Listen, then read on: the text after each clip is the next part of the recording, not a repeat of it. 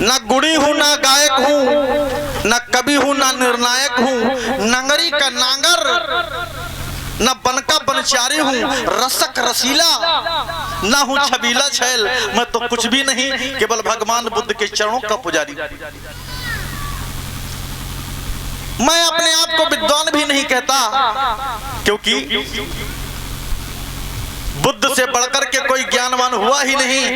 भगवान बुद्ध को तथागत क्यों कहा जाता है? तथागत का मतलब होता अथाह। अथाह, जिसकी कोई थाह ना हो, जिसके ज्ञान की कोई थाह ना हो। अरे भगवान बुद्ध जी की तो दया तो तुम पे 2500 वर्ष पहले हो चुकी है, यानी 563 ईसा पूर्व। जिस धर्म की तुम पर दया हुई है, उस धर्म की क्या होनी चाहिए? जय जयकार होनी चाहिए, जय जयकार होनी चाहिए। तो मेरे साथ में सभी लोग बोलेंगे, अगर इन बातों से अगर किसी को अगर कोई तकलीफ होती है तो हमसे बात कर लेना, मैं आपको प्रमाण दिखाऊंगा।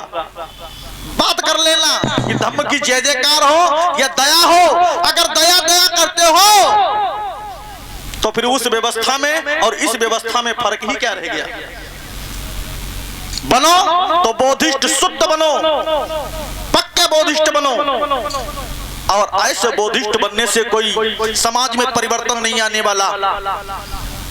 समाज को ये ढोला नौटंकी नाटक नौटंकी झांकियां मत दिखाओ। समाज को ज्ञान दो, ज्ञान, धम्म की गूढ़ता बताओ। धम्म मंच के आगे नचवाना, जो कुछ हमारे भाई नचवा रहे हैं लड़कों को साड़ियां पहना करके, ये अनुचित है। नच गीत बदत विश्व दस्तन माला गंध विलेपन धड़ मंडल विष्ठाना बेरमणी शिक्षा समाधियामी। बुद्ध ने इन चीजों के लिए मना किया है।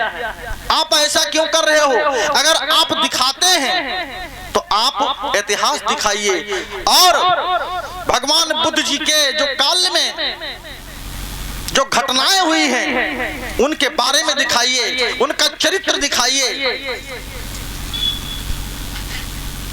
तब इस समाज का कल्याण होगा। अरे ये समाज हमारा पहले ही बड़ा ये ढोला नौटंकी में पड़ा रहा, इन्हीं मनोरंजनों में, इसीलिए भटकता रहा। आज मत भटकाइए भाई। इन्हीं बातों के, इन्हीं शब्दों के साथ में अपने जो भी हमारे कथावाचक हैं उन सभी भाइयों से विदा लेता हूं। नमो बुद्धाय, जय भीम। लोग कुछ हमारे भाई, हमारे ही भाई बोलते हैं भगवान बुद्ध की दया हो, भगवान बुद्ध की दया हो, दया हो, दया हो। लेकिन मैं उनसे कहता हूं कि भगवान बुद्ध की जय हो। आप कहेंगे ऐसा क्यों है? बड़े बड़े धुरंधर, बड़े बड़े भंते लोग बताते कि भगवान बुद्ध की दया हो। तो मैं बता दूं आपको, इस भारत की भूखंड, इस भारत भूखंड की धरती पे 23 अवतार हुए, 36 कोटि देवी देवता हुए। तुमको किसी ने शरण दी?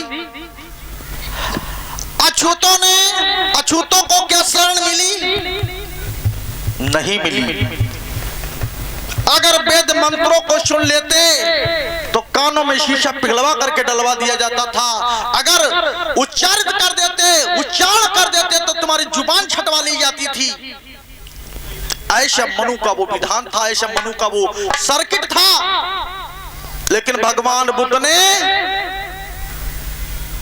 सर्व समाज के लिए दरवाजे खोल दिए, सर्व समाज के लिए। भगवान बुद्ध की दया हुई, किसी की दया नहीं हुई। भगवान बुद्ध की दया हुई। उन्होंने कहा हाँ, मेरे में सब सम्मिलित हो सकते हैं। बुद्ध ने शरण दी। क्यों ज्ञान सिंह भैया? और जिस धर्म ने हम और आपको, जिस धर्म ने शरण दी, उस धर्म की क्या होनी चाहिए? जय जयकार होनी चाहिए, जय जयकार होना चाहिए। मैं कुछ अपने भाइयों से कहना, सब नहीं, कुछ भाइयों से कहना चाहता हूं कि ये फॉल्ट संभाल ले, धम्म की जय जयकार हो, हमारा धम्म जीवित रहे। जब धम्म जीवित रहेगा तो ज्ञान विज्ञान जीवित रहेगा। अगर धम्म डूब गया तो समझ लो भारत भूखंड डूब गया।